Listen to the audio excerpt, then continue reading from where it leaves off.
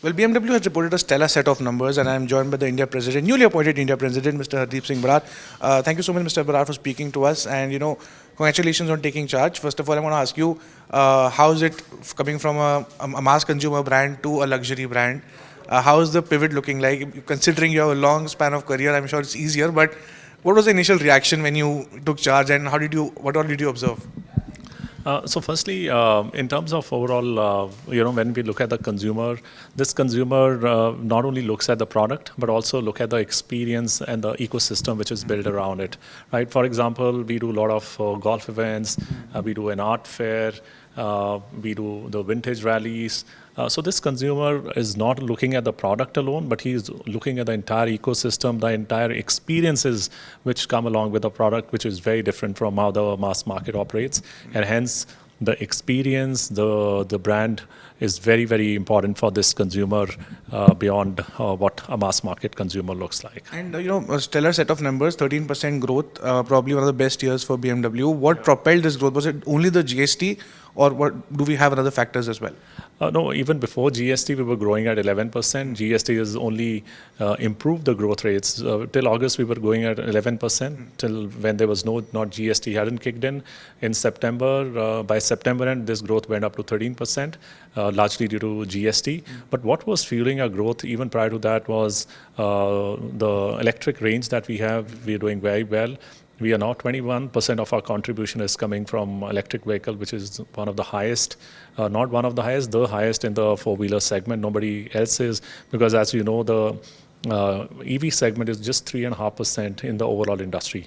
So to be sitting at 21%, which is almost 7 times as that of the industry, means it is really working well for us. So, and also the long wheelbase that we have in few of our cars, the combination of electric vehicle and long wheelbase is what is really working in our favor. So 264% for EV and over 100% growth for long wheelbase. Yeah. What does it signify that electric vehicle market, people are looking for BMWs more, and for long wheelbase, what are the consumer preferences that you think is driving so much growth for a long wheelbase? Because it is an expensive car, it's not very affordable. So what is going on here? Yeah, so what we have done differently, if you see the gap between the electric vehicle and the ICE, I think we have the shortest gap between the two products, which is really working in our favor. The second thing which is working in our favor is the space that we are giving in these cars, which is actually bringing it very close to the next segment. And the third thing which is working for us is the range, right? If you see in the mass market, the ranges are much lower. You move into BMW, the range is going in excess of 500 kilometers. So when you're traveling, let's say 150, 200 kilometers into the neighboring town, you don't have to really worry that how will I come back, right? You can easily go and come back. So these three factors are really, solving the problems which customer is facing. And last but not least is the anxiety about the residual value, because there's a lot of misconception about EVs that the RV is going to go down. So we are assuring the customer, because we are confident that nothing is going to happen to our product. So we are giving assurance in terms of assured buyback value, which is really what customers are loving about this product. So 4 big things which probably are missing in most of the other products, which is working wonders for us. Right. Luxury car segment overall, I would like to take a purview on that. The top end vehicles above rupees 1 crore are actually a hit in India. We see massive selling out of those vehicles. What does the BMW story says here? Do we also have massive splurge or massive spending in top-end cars? What do you look at? Yeah, absolutely. I think, if we look at our 7 Series, where we have a 7 Series and i7, we are the segment leader in that segment, and it's doing extremely well for us.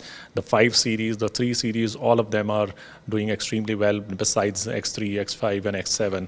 So anything which is above 1 crore is doing extremely well. And with this cut that we have received in terms of GST, the price cut is anywhere between 5 to 9 lakh rupees, which is a significant drop. And we are seeing a fresh lease of life in these products as well.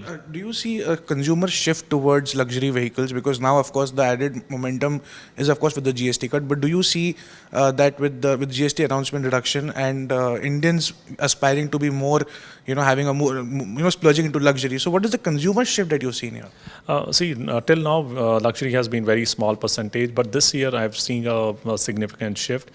To give you a perspective, till about August, the total market was growing at about 2%, but luxury was growing at about 5 to 6%.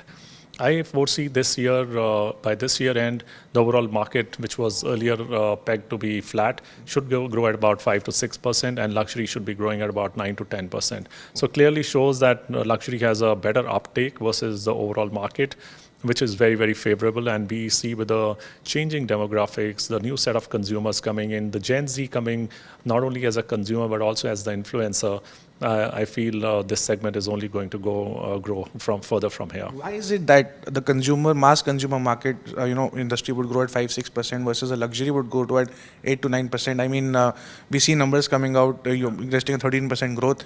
Now also, mass auto industry is below 10, 6 to 7 odd percent. So, what is really driving this growth for luxury? So one of the factors is that now the price gap between the mass market and the luxury, mass premium and luxury, is actually closing down, and that was one of the strategy, because if you don't grow from the entry, how will you grow future at the top end? Because only this customer is going to grow the segment further. So it's not only that we have to look at our growth, we have to look at how the overall luxury segment will grow, and the only way you can start bringing consumer in is from the bottom. So today, if you see, IX1 plays a big role in that. When consumer says, okay, the mass market EVs are about 25 to 30 lakhs, and the luxury is at about 50 lakhs, to jump that 20 lakhs is much easier versus a gap when it is almost 30 lakh rupees. So I think closing the gap versus that is really helping us. And when they get into our fold, and once they start enjoying the luxury experience, the luxury products, and then naturally they will upgrade into the next segment. So I think that's the overall story why luxury is growing much better than the mass market. And I want to ask you now on the second-hand car market. A lot of luxury players actually used to get good sales numbers from a second-hand car market, a used car market segment. What are you seeing here? Do we still see a robust growth happening for the used car market? Yes, the used car market has always been growing better than the new car market, and I see the trend even further here, because with the car prices coming down and becoming more affordable, I think a lot of customers would like to now go for the new cars and make a choice which is to their liking. So I feel this is going to grow even further as we move forward. And I think today used car market is almost 1.5 times as that of the new car market, and I expect it is going to be 2 times by 2030. So yes, that means a big growth coming there as well. All right. So when we see the numbers, we see the sports activity vehicles generally accounting for 60% of your portfolio. That really literally transforms into SUVs still being a very hot segment in Indian markets. Do we still see that growth happening over and over again, or we see sedans and hatchbacks and small cars coming back to the fore again? See, in luxury, the equation is very different, right? So our portfolio, which is SUV, is about, or SAV is 60%, where sedan is 40%. When you compare with the mass market, sedans are only 10%, right? It's very, very different. So while the growth rate for us in SAVs is about 19% and sedans is about 4%, which means SAVs are growing faster. But from absolute volume perspective, sedans are still very strong, because this consumer likes mostly is a chauffeur driven, and those consumers like sedan because sedan has a better comfort. The center of gravity is lower, and also the rear seat comfort in sedan, in terms of the seat comfort, the suspension is much better, and hence people still prefer to go for sedan in the luxury segment. Okay, and lastly, I would like to ask you on the outlook. We are over the first half, and of course moving on to the different second half of the year. I want to ask you your outlook, because the industry is set to grow at about 5 to 6 odd percent. Luxury you mentioned are different, but I want to ask you, how will the year end? When it comes to sales and the growth percentage, what's your outlook on that? So this 5 to 6% which I mentioned is the year-end growth. Right now, it is just about 2 to 3%. Luxury is about 5 to 6%. By the time this year ends, this is what I expect, that this is going to be the growth rate because of the GST impact, which is going to come in the coming 3 months. And when it comes to commodity prices, you just undertook a 3% price hike in September. How are they panning out? Do we see some stabilization happening, or in the times to come, do we see another set of price hikes coming in? No, fortunately, we announced this pricing in early August. and hence, we could otherwise, there is no plan to take price increase because since the government has just announced the rate cut, we don't want to unnecessarily, disturb the boat, and hence we would see early next year what is to be done. So no plans for price rise as of now. Okay, and last question finally, with interest rates coming down, GST rates coming down, EMIs becoming more cheaper, do you still feel that this is the best time to buy a car in India, especially in luxury? What's your outlook on that? Absolutely. I think, these kind of rate cuts have been unheard of in India.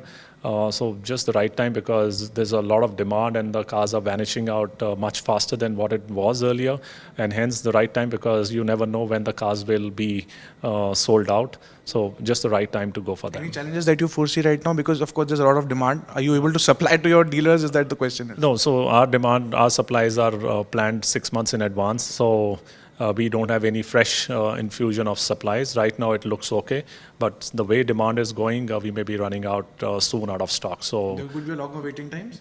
yeah, so of course the waiting time, for example, X1 had a 2 months waiting, it has gone up to 3 months, and the stock is depleting fast for the rest of the models too. Well, Mr. Brar, thank you so much. Pleasure to also speak to you. But that was Hardeep Singh Brar, President BMW India, speaking to Business Today on, of course, what really the market is all about. And, of course, a record year could be possible in witnessing. With camera person Prem Chandra, this is Chetan Bhutani for Business Today.